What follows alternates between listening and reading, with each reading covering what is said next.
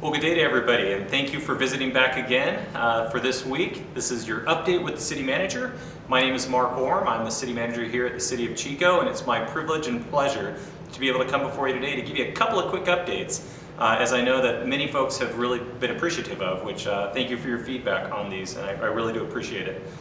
One of the things that's been on a lot of folks' minds is Halloween.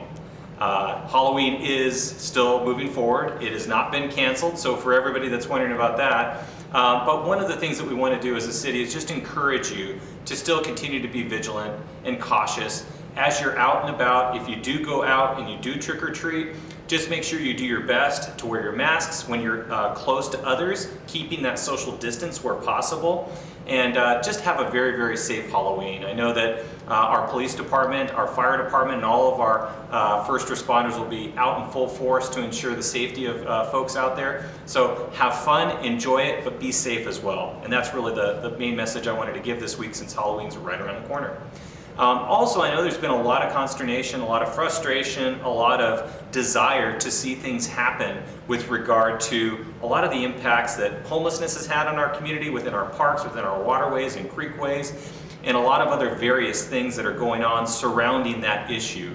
And so what I wanted to do is give a quick update for those who didn't see it at our last city council meeting of some of the things that are proceeding ahead, which I think will benefit the community to a large degree. And so I'm just going to go down a little list of those so that you're aware that they are occurring. First of all, the city will collaborate with our emergency sheltering provider, the Torres Shelter, or known as True North now, on a project that will expand our shelter by 50 beds. It's a tremendous effort, it's a tremendous collaboration, and we're really excited to help do that so that the folks that are on the streets, we can get into proper sheltering and out of our parks. Another thing that was approved was 160 short-term beds.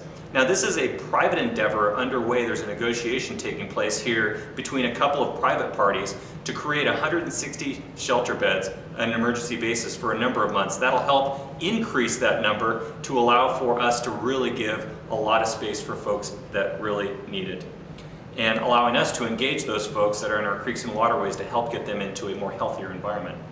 Another one that I think that everybody's been asking about is, well, what's the fire danger? And I know our fire chief, Standridge, has been doing a tremendous job of getting information out when he's approached, and whenever I receive anything, I get it to him. And really the fire risk, it has to be looked at through a comprehensive lens. And we see it in our parks and waterways, and with the temperatures going down, there is a need to ensure that we are eliminating anybody from those spaces that prove to show a high fire risk. So that assessment will go parcel by parcel throughout the city. It's going to be very comprehensive in nature. It's not going to happen overnight, but it's going to get done, and the City Council did authorize funding to conduct that work, which I'm really excited about.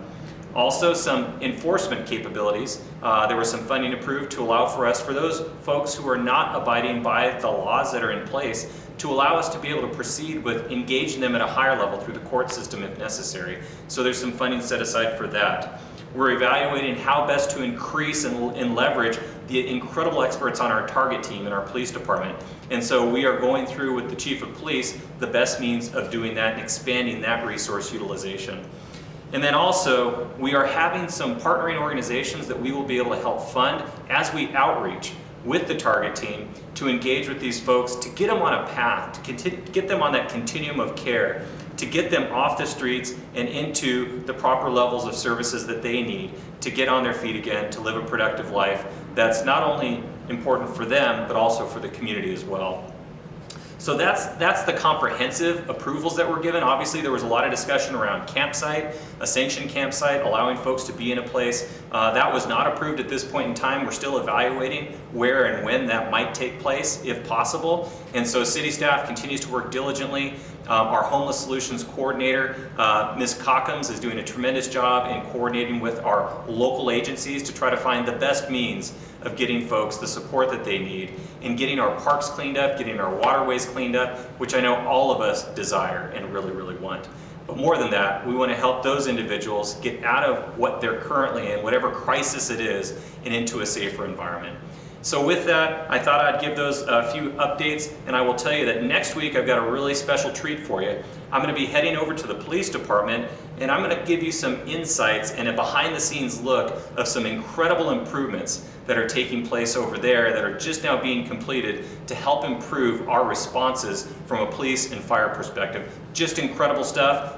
Great collaboration between a lot of city departments that a lot of folks aren't aware of. So I'm going to share that with you next week. Until then, have a wonderfully safe and just fun Halloween week and weekend, and we'll look forward to seeing you next week.